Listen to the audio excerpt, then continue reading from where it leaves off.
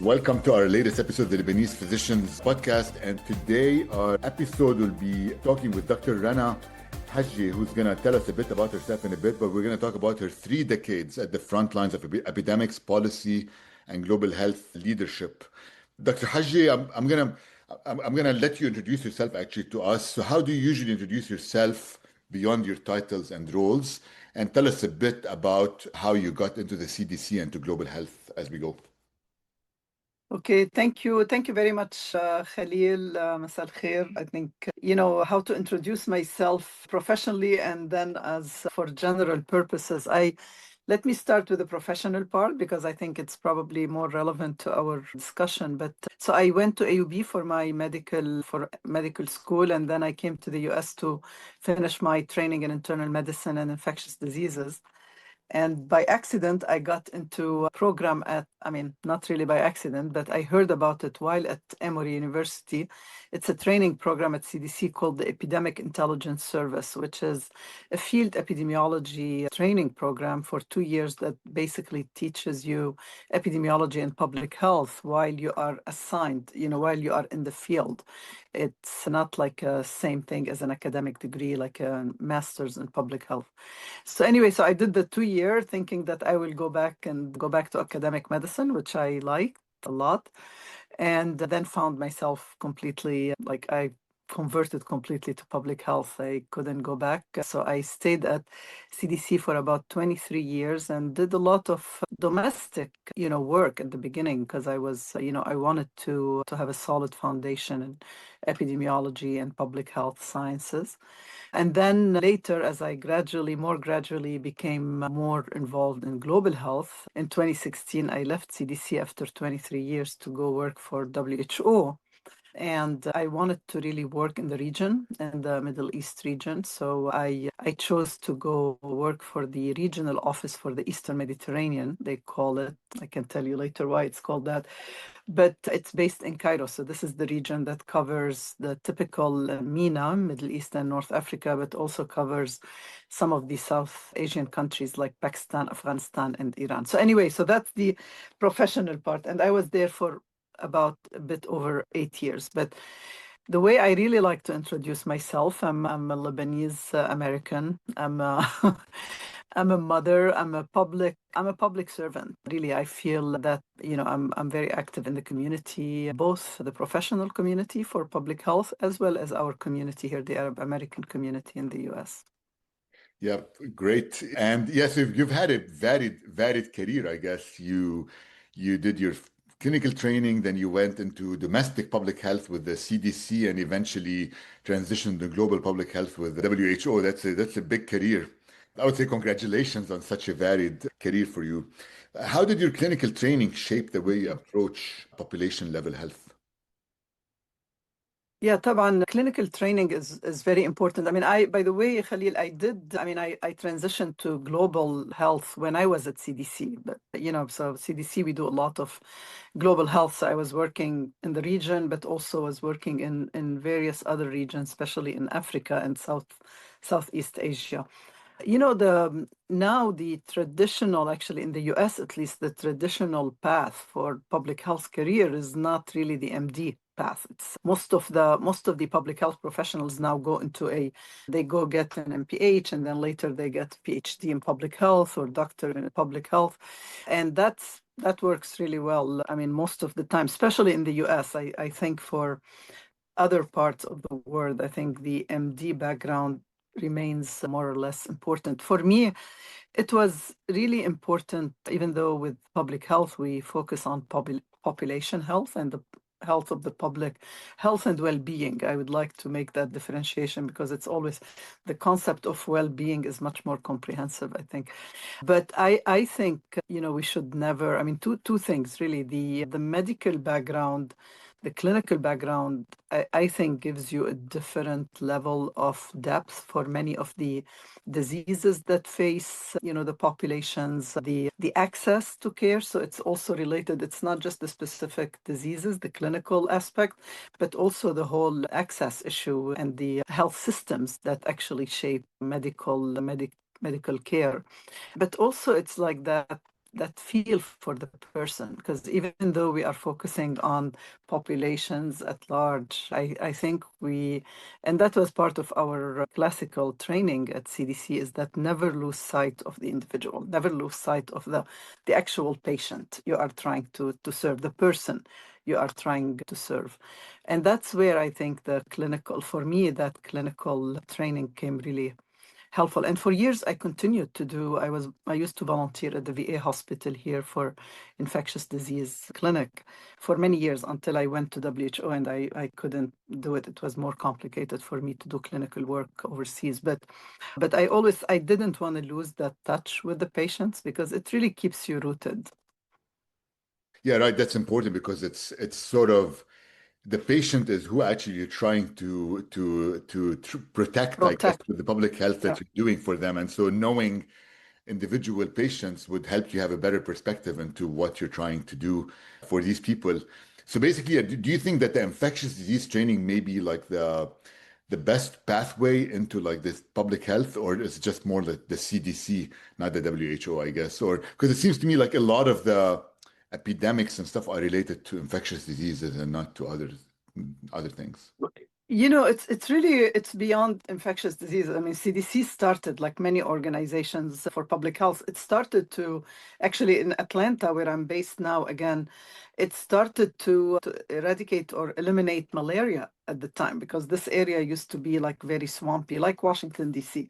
So it started for the initial public health. A lot of the public health infrastructure was developed to deal with issues that are infectious diseases. But with time, it actually evolved. Public health evolved to cover many of the other issues that affect people's health and well-being. And nowadays, especially as the overall, as countries are developing, as people are living longer, it's becoming most people are dying from preventable, non-communicable diseases, non-infectious diseases causes. So, I mean, over the years, CDC was the one behind the whole tobacco control initiative that led to, I mean, you don't even see people smoking here anymore, so many. And now, in addition to non-communicable diseases, we look a lot of the environmental health issues, so I think it depends on what people want to do in their careers. If they know for sure, if they're interested in public health, I would at least recommend get an MPH to get a feel for it, right? Because sometimes you don't have access to that training. So whether you're doing an undergraduate degree in something else, or you are a clinician, but you have an interest in public health, I would definitely recommend doing an MPH if you can, and then try to work in the field, because it's very different. And that's probably what I liked about it. What I like most about public health is the implementation science, because you study about it is one thing, and then when you go to implement all these great interventions in the field is when you really start learning. So, and it's not for everyone. Some people may not like it, but I have found it very rewarding, because it brings together not just the clinical sciences and the epidemiologic sciences, but a lot of other issues you have to know about. You need to understand fully the environment, the ecosystem you are working in. You need to work closely with the communities. There are many more stakeholders involved in public health when you work when you are a professional in public health, than just basically the work itself. Right, exactly. And you were at the CDC, as we said, like for 23 years, and you were an EIS officer and you've responded to multiple epidemics. So, what was it like training as an EIS officer, and how did that shape your career? It was probably, at the time when I went to CDC, I was done with my fellowship in infectious disease. A lot of people don't do fellowships. They go from general medical training to CDC or PhDs. Actually, when I was there, half of my class, and now we are seeing more and more of this trend where more people they have doctorate degrees in public health rather than MDs. But I just felt like I'm an intern again, basically. You go back, you have to, I did it. I was 93 when I did my AS. We barely had computers at the time. We were doing a lot of manual labor, entering the data ourselves. So it's tough work, but it was, for me, it was fascinating. Not just the outbreak investigations, but the whole process of how do you even reach a point where you develop health policy that affects so many people? The outbreak response or epidemics, outbreaks in general are I would call it maybe the sensational part of CDC, or public health. People see these movies like Outbreak, Contagion, others, and it's fun. But in the field, it's really very, very challenging to respond to an outbreak. Exactly, which is a good segue into this next question that I was going to ask you is you've responded to a lot of major outbreaks worldwide, including probably meningitis, Ebola, COVID-19. What moments, because I know it's very tough, like in the movie, you're like, oh my God, it's so like interesting and stuff like that. But what moments still stand out to you the most during your response to these epidemics? There actually I have a lot of stories. Almost all my outbreaks had very special anecdotes, but some of them definitely stand out. One of my first outbreaks was responding to a disease called valley fever or coccidiomycosis. It's a fungal infection that's mostly endemic in the Southwest. And that was when there was a major earthquake in LA at the time, Northridge in 94, and this outbreak happened. And, I just realized, with the way it works with CDC is that basically let's say I was at the time in the branch or the department that's working on fungal diseases. So they call you and they say, tomorrow you're leaving for this outbreak. You don't have really time. It's almost like a military. Actually, most people at CDC were part of the Public Health Service, which was under the Navy, the US Navy at the time. It's part of the old quarantine system. But basically they call you and say, there's this outbreak, we've booked your flight by tomorrow. So part of it is really like a movie, because sometimes you may not even know much about the disease. You just go there, they give you a lot of information, and you just arrive there, and out of sudden you're supposed to be the expert and the person coming from CDC to stop the outbreak, because the main goal of investigating an outbreak, the number one goal is control. So really, before we do all the studies and understand the first mission, the first thing you have to do is really figure out how you're going to stop that. Because so anyway, yeah, we arrived there. You have all these people getting sick. The severe form of the disease can be pretty bad, and we really didn't understand how and they were still getting sick. It wasn't like we were there. People are still getting sick. Everybody is looking at you, trying to get solutions, and then we had to understand what happened with the earthquake, and that's the fascination about outbreaks, that you learn so much more about not just the disease itself. It turned out this outbreak in particular was due to a big, we called it dust cloud, that resulted from the earthquake, because this fungus is in the soil and the dust.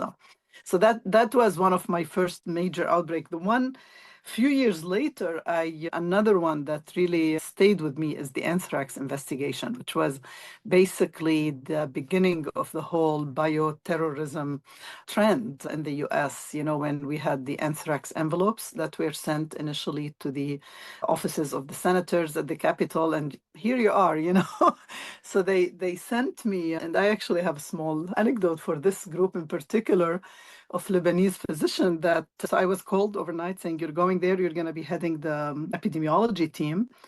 And I get to DC, I found out that the staff person, the scientist who was heading the whole thing, is Rana Hajjeh, who's also another well-known Lebanese infectious disease epidemiologist and physician. So Rima was leading the overall response, and her deputy was Ali Khan, another, he's not Lebanese, but he's Pakistani American. And then you have me and Rana Hajjeh leading the epi team. So we were the leadership team of this, and these were very different times, Khalil. This probably will not happen now, but at the time, Exactly. Now there's no way. I will also always use it. Like, you had basically three like Lebanese, two Lebanese American, one Pakistani American, who were heading the investigation for the Capitol for anthrax. And that the reason it was also scary is because the US had stopped its research on anthrax in the 50s, because they thought, we don't need these bioweapons anymore. So we we had no idea how we're gonna really protect people. We had to dig up all kinds of old data. I mean, literally dig them up from files. They were like actually in locked files in the Pentagon. And then after that, what happened after the Capitol, it's the postal workers who started getting sick because the letters were going through the post office. And then they were really upset. The postal workers were very upset because they thought we were giving more attention to the senators and all their poshy offices and, than them. So, but that's another outbreak where I learned a lot about definitely the U.S. Postal Service, because I never thought, it was so important to understand how it works, how do the letters get processed, Basically, there was a lot of dust that was, when the letters come on the machine, on the belt, they generate a lot of dust, and that dust was full of anthrax spores. So that's how the workers were getting sick, but also about making decisions in tough times, right? So we had to make decisions about, like, basically we had to shut down can you imagine shutting down the postal service in Washington, D.C.?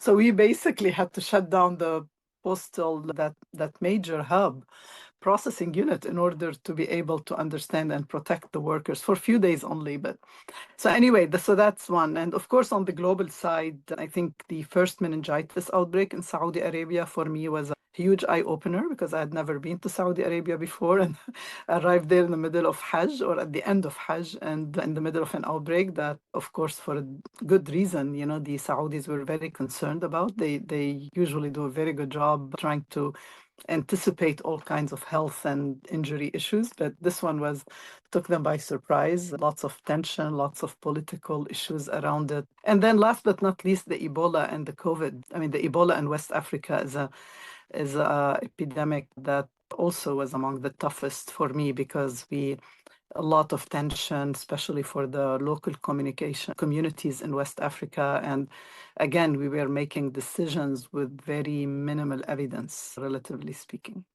Right, exactly. I mean, there's some tough places, and at the same time, I think probably the hardest one probably was COVID-19 in terms of the response to outbreaks. Do you think like outbreak response over time has changed, like from meningitis to Ebola to COVID-19? With each one is different, and each one has a different potential for communicability and stuff like that. So, what do you think?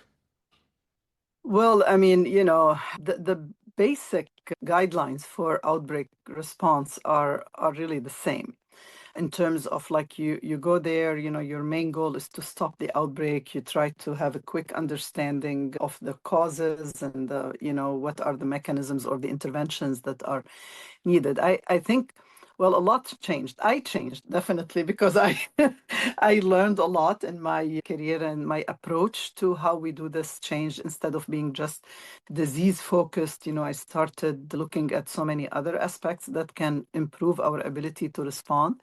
But also public health changed, for sure. I mean, these major outbreaks, like especially, let's say, with Ebola, with COVID, I think we learned a lot about how important it is to engage the communities. I think that's the big thing. I mean, I would say maybe two major issues that I have seen definitely evolving for outbreak response overall, especially the global ones, is first the very important role of community, understanding the community, the role of behavioral sciences. I think it became very, very clear with Ebola that we will never be able to control the outbreak without that. Same for COVID, we just couldn't convince people to do anything, not even wearing a simple mask, not taking the vaccine. So that's an area that is still, I think, understudied. But the other very important area that actually happens even before these outbreaks occur is that the importance of having stronger systems in place, health system, preparedness, so that you kind of minimize the damage from these outbreaks and try to limit, because outbreaks are going to continue to happen for a variety of reasons, no matter how well prepared we are. I mean, nobody predicted that the next pandemic is going to be a coronavirus. That people always looked at these coronaviruses that they are very weak viruses, they cause the common cold. We were all preparing for influenza, But what saved us during COVID, I mean, it's still really, unfortunately, millions of people died. And, it could have been a lot worse if it wasn't for two reasons. Overall, the public health community has been working very closely with countries to prepare for the next flu pandemic, right? So, and in reality, it was the principles were the same because flu is also a respiratory disease, et cetera. So some of the interventions were similar, but the important systems in terms of strengthening your surveillance capacity so you can detect these outbreaks earlier, strengthening your, workforce capacity so you can respond faster. I think that really what's been evolving over time. And as we learned during COVID, that we're not prepared well enough. I mean, we still have a lot to do because we used to do simulation exercises. And then when COVID happened, we told the countries, this is not simulation, this is the real deal here. But still, people were not fully prepared. Yeah, exactly. I feel like because I had actually the option because I was working in Lebanon at the time that COVID started, and I moved back here like towards the end of COVID. So it was more of I saw the response in the two places, and actually initially the initial response in Lebanon was, I think, a pretty good response in terms of like Yes. trying to control the pandemic, and that's surprising. I think a lot of countries responded differently, and that's where what you're talking about is should the response be similar in most of the countries so people can control the epidemic? Lebanon, it's interesting. I mean, I think there are lots of lessons learned from COVID everywhere, but in Lebanon, I think first the government, I mean, the Ministry of Health, despite all the issues in Lebanon and the many challenges they have, they mobilized very quickly by bringing together the health community, the health sector, but also the other very important thing is the high level of education in Lebanon and the level of health awareness in general, that people were literally, I mean, I remember I was actually in Lebanon when the vaccines came, the COVID vaccine, people were lining up. People were literally lining up outside many of the centers that were providing the vaccination. So that level of, health education in the community was very important. Right. So what you're saying is health education, community awareness, community support Mm. are extremely important things in epidemics. So now I'm going to move into a different topic, which is very important these days, which is vaccines, because also you've been involved in global health and the WHO, and you've been involved in vaccine introduction globally. So what do you think people underestimate about the process? And I'll ask you the next question in a bit. Yeah. Well, it's I think what people underestimate and what we are seeing now in the US, unfortunately, is not just the process of what it takes to actually have a vaccine ready to be given to people.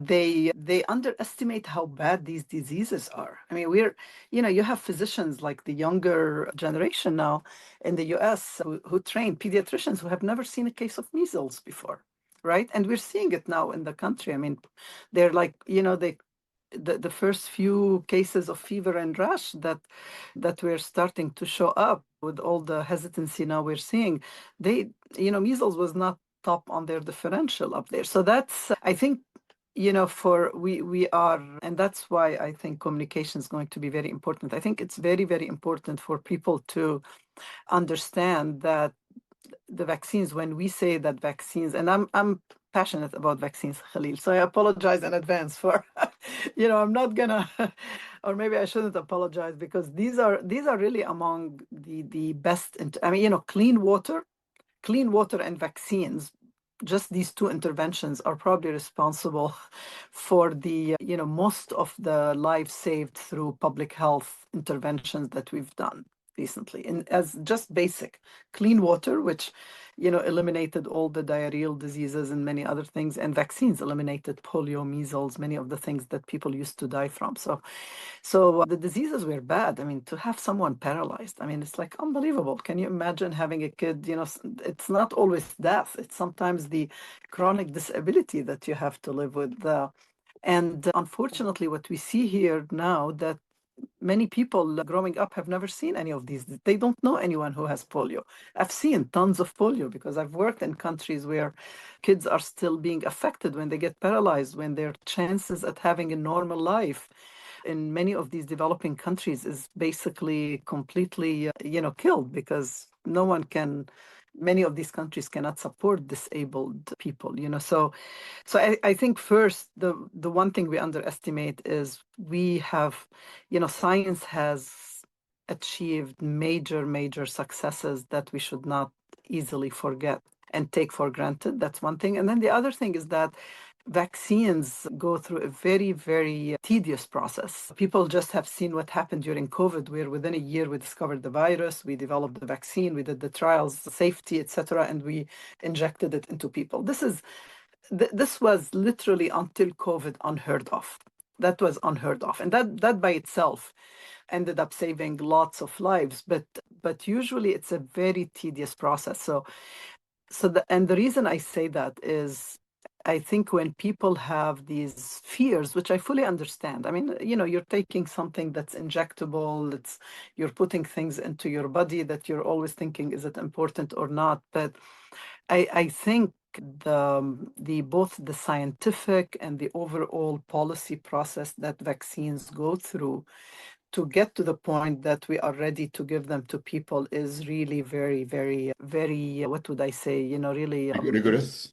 very rigorous, a lot of rigor. I mean, now I'm sure, you've been listening to what's happening with the ACIP, the Advisory Committee on Immunization Practices at CDC. When I was at CDC, my division, the bacterial diseases, we had all the pneumonia and meningitis vaccine.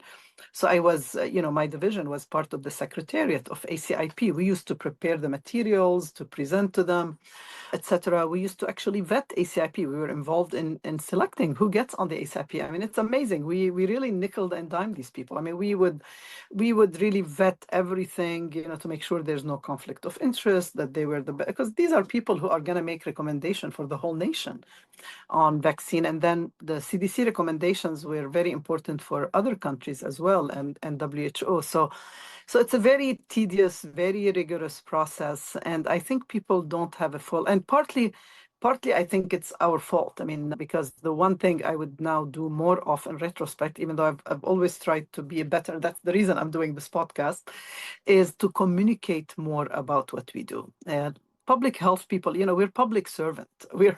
We are trained to be very low key. I mean, I've worked with some of the most amazing people, but they were at the same time some of the most humble people I've ever worked with. So they're not there to advocate for themselves. They don't have personal agendas. They're not going to necessarily make more money. And I think in a way that maybe hurt us in the long term, because we communicate to the medical community. Maybe we did not communicate enough to to the community at large. Right, because what's becoming now is that the communication, the community at large becomes like on X or TikTok or Exactly. some other forms Yeah. of like non-scientific, where people listen to them much more frequently than like the official communications that come out of the CDC, let's say. And this is the thing. I mean, that brings me to the next question is, now we're seeing measles outbreaks in the US. And let's say I was talking to some people last time, and they were saying, oh, we don't believe that the COVID vaccine helped anyone. Like I got COVID, and that's why I never got it again. I never got vaccinated. So how do we rebuild trust in vaccines in this era of misinformation that we're living in?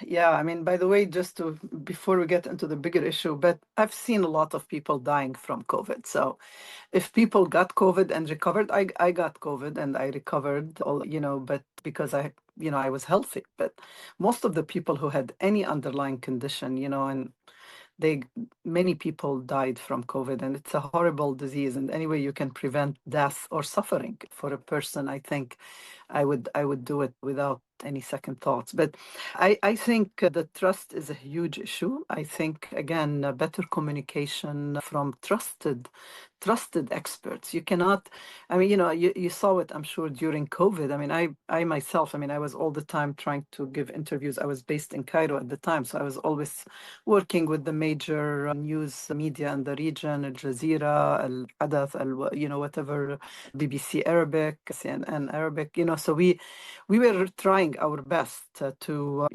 try to communicate to people like key messages that were based on the best evidence we had at the time. But so I think, but I did see, like, I mean, I see all kinds of physicians. Just because you're a physician, I mean, I saw so many. There were like people who were, I don't know, specialists in OBGYN, or and they would be the experts out of a sudden on the COVID vaccine, and people would listen to them because they may be famous in their field. So I think it's very important for people. People are smart, and they should realize, you don't take advice on your financial portfolios from like anyone who works in a bank, right? You take advice from people who are trusted financial advisors, etc. And same thing for health. It's even more important. I wouldn't trust my health to anyone. So I think very important to get the information from trusted sources, but also I think really to listen to your public health officials. I mean, these are majority of the public health officials I worked with take their role very seriously, and they wouldn't make a recommendation lightly for people. But I think better communication from our side, but on the side of the individual, which I am on for other things, I think our duty is to make sure we get good information and from trusted sources. Right, exactly. And maybe communication, like maybe on the new social media sites like TikTok, or I know it's like harder, but it's probably one of the things maybe that you can provide better information rather than the misinformation that people are seeing in these sites. Yeah, and one thing maybe, Khalil, to mention, because I used to get it a lot from my friends and my relatives, and people, I think since you mentioned population health and the broader aspect of health, just because you heard about, I mean, I do think there are some side effects for the vaccine. I'm not saying I mean, there's nothing that's completely free. I mean, now we are learning more about the long-term COVID syndromes, etc. But if you take it into perspective at the population level, the burden of these things, the incidence, the actual occurrence of these side effects is still relatively very, very low. And people tend to, I know somebody who did this and that's what happened to them. This is maybe one person, but you have to put it in the broader perspective and really assess your risk. I mean, what we call risk assessment is really important. And what do you get? What are the pluses versus the minuses? We have to have al-hasanat, to be more than the sayyi'at. Mazboot, exactly. And I mean, inshallah, we're seeing this with the measles outbreak. I know maybe people are learning from this that maybe the side effects of the MMR vaccine may be much lower than getting your child getting measles and having all these chronic issues from the disease. So as we go to the WHO, because you were in the WHO and in global health for a long time, do you think the WHO has been able to achieve vaccine equity and access around the world? And this is what hurts me about the US, because the US, the people have access to a lot of these vaccines that they don't want to take them. But do you think people have equal access around the world to these vaccines? Well, now, I mean, equity has become, and that's another very important thing of the lesson of the COVID pandemic, is that how do we do better next time for, to ensure equitable access. Unfortunately, what happened was like really, like we say, like the law of the jungle, when countries, which you could understand when you have so much stress and pressure from your population, that people are going to basically favor, I mean, two things. People, the countries are, even if they had made commitments before, they're going to first put their population as a priority, which makes sense. And then the pharmaceutical also industry is going to try to make as much money as possible. So I think what we need, that's another reason why we need organizations like WHO or Gavi, the Global Alliance for Vaccine. During COVID, they established this collaboration called COVAX, which COVAX was a mechanism, basically like a public-private partnership. It came a bit late by the time people got their act together and put COVAX. And one of the main reasons for COVAX is to help manage that global vaccine supply and try to do it as equitable as possible. But, for example, you remember what happened with India, right? India did not have a major COVID pandemic initially. And they committed, the Serum Institute at the time of India committed this huge number of vaccines. Most of them were going to go to Africa and to other countries with limited resources. And then the pandemic hit India and people started dying right and left. And India just panicked. And they basically said, sorry, we cannot give you as much vaccine. We have to vaccinate our own people.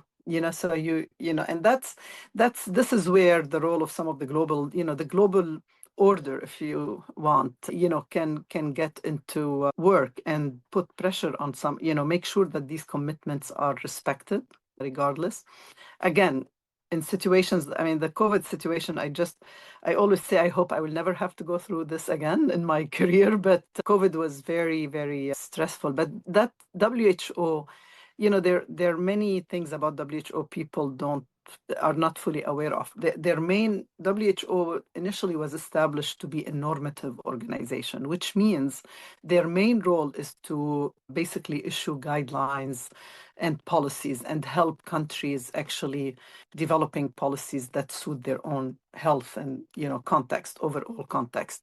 So that's the first. And to do that, to be able to do that, WHO need to be able to have the capacity to vet a lot of information, and they need to have the capacity to convene. So WHO, one of the main strengths we had is our convening capacity.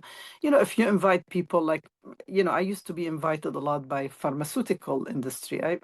I'm very selective for which invitations I would accept. But when WHO invites you, we know that they've gone through all the due process, the conflict of interest. So that convening capacity is really important. Actually, just this morning on NPR, I heard that, I think this week or next week is going to be the meeting for the influenza vaccine. It's the experts meeting. Takes place twice a year in Geneva, and CDC used to be a big part of it because CDC provides their data, and that's very important to manufacture the vaccine for next year, for the next flu season. So today, I think we heard that the US is going to participate because one of the big fears is that if the US is not there, they have a lot of flu experts, they have a lot of data, that this would really hinder the process. But it looks like they figured out a mechanism where probably they're coming not representing their country, they're coming as independent consultants to contribute to the process. So that's really the main. And WHO, its governance is also different because WHO is a member state organization. So when we were at WHO, you report back to the countries. Your actual board, your executive board, is the ministers of health from these countries. So we are accountable for the countries. And that's also very important in terms of who really monitors and evaluates WHO's performance. Right. So basically, WHO is sort of a medium that communicates with a lot of the countries that are involved in it. So you get for example, a global response to a pandemic, a global response to cancer, or other things at that point in time. And one thing when you said NPR, I think one thing in common these days between NPR and WHO is that they're both being attacked with lack of funding at this point. Yeah. And they both offer information that's important for people. So why do you think, we discussed it a bit, but you can maybe briefly, just a quick answer is, why do you think for example, one sentence, why is the WHO is still indispensable despite all the criticism and the lack of funding that it's getting at this point? Because there's no one else who's doing that role. There's no one else who can do that role. At this point, I mean, if you have any alternative organizations, at this point, at the global level, we have no other alternative organization that can fulfill the same role. Right. And same thing in the US. I mean, CDC, no one can replace CDC.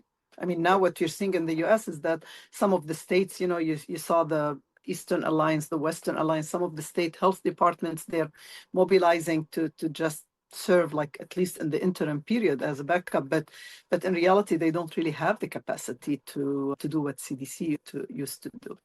So that's why WHO is still indispensable, and I'm pretty sure the US will come back sooner or later. Yeah, hopefully soon. And how important is global coordination when health threats ignore borders? That's part of the WHO thing. Yeah, of course. I mean, a big part of global health is really health diplomacy.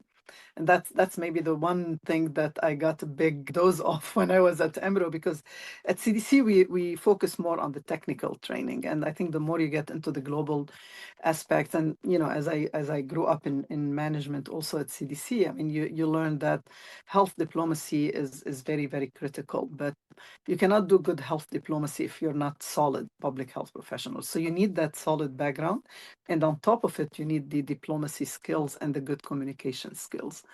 So I think that's where I think it's really important for global health overall. To do good global health, you need to be able to understand the whole political context that countries operate in and the health system context.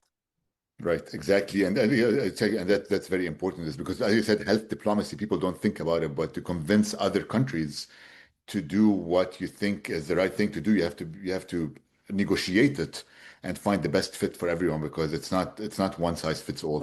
Yeah. What advice would you give young physicians or public health professionals considering a career in global health?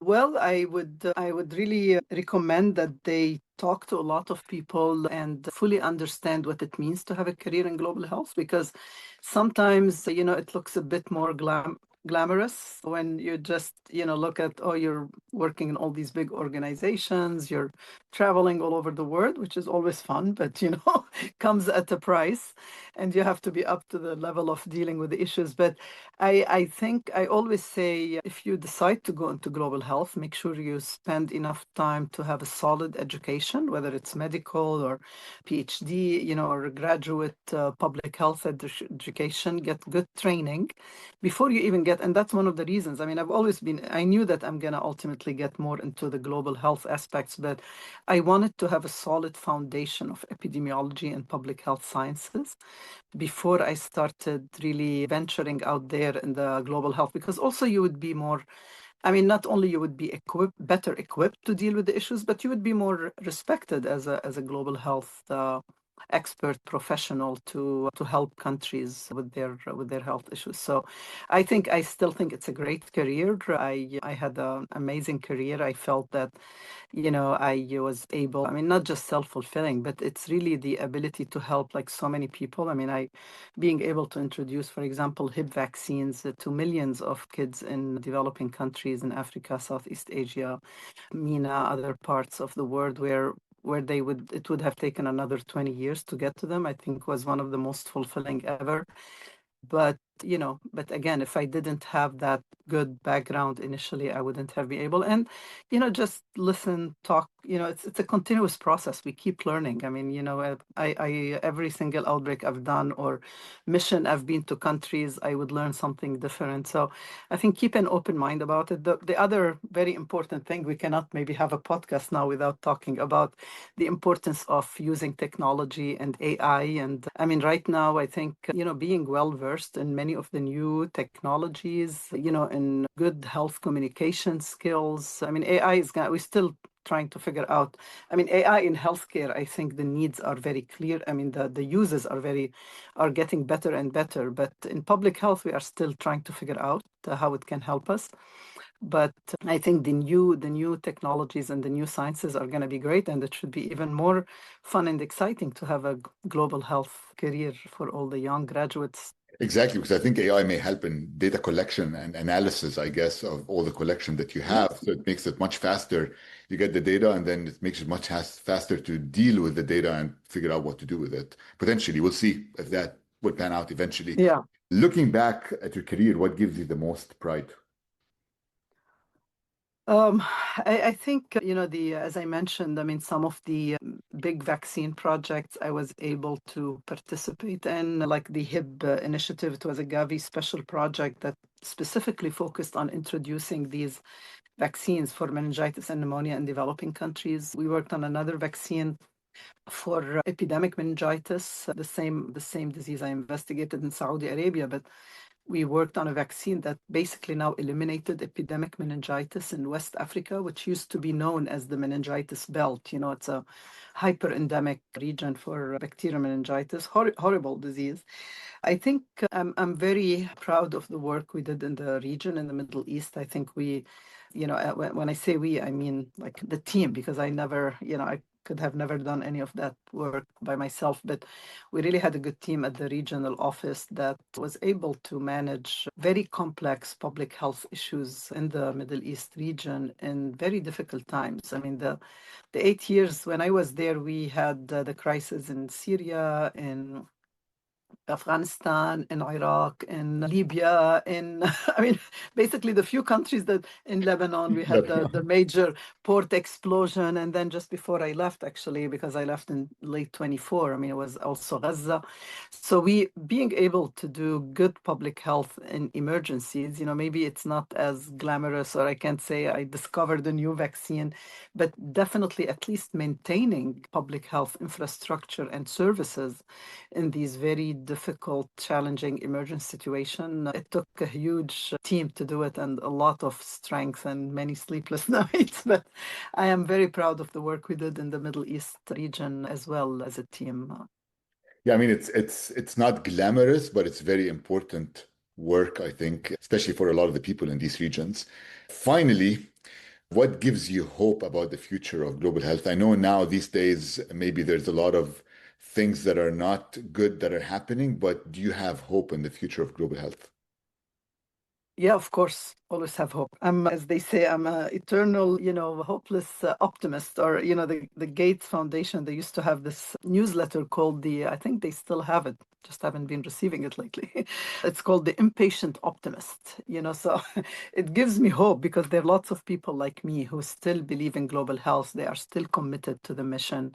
But more importantly, what really gives me hope is the new generation. I've been watching, I have many nieces and nephews, and I work with a lot now that I'm teaching at Hopkins. Also, I'm working with a lot of young people. And I think the new generation, the Generation Z or X or whatever, but they really, I think they know what they want. I think they still have hope, and they know also when to express if you look at what's happening in the US and in New York, for example, they're unhappy. If they're unhappy with something, whether it's political or other issues, they know how to mobilize to change it.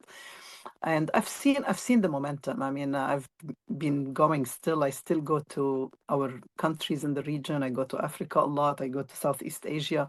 And there's a huge momentum happening where, mainly because of the new generation that is really taking charge of their own country issues. They're not just relying on help from the outside or external, sorry, I got a call, external support. They're really trying to address the issues, up front.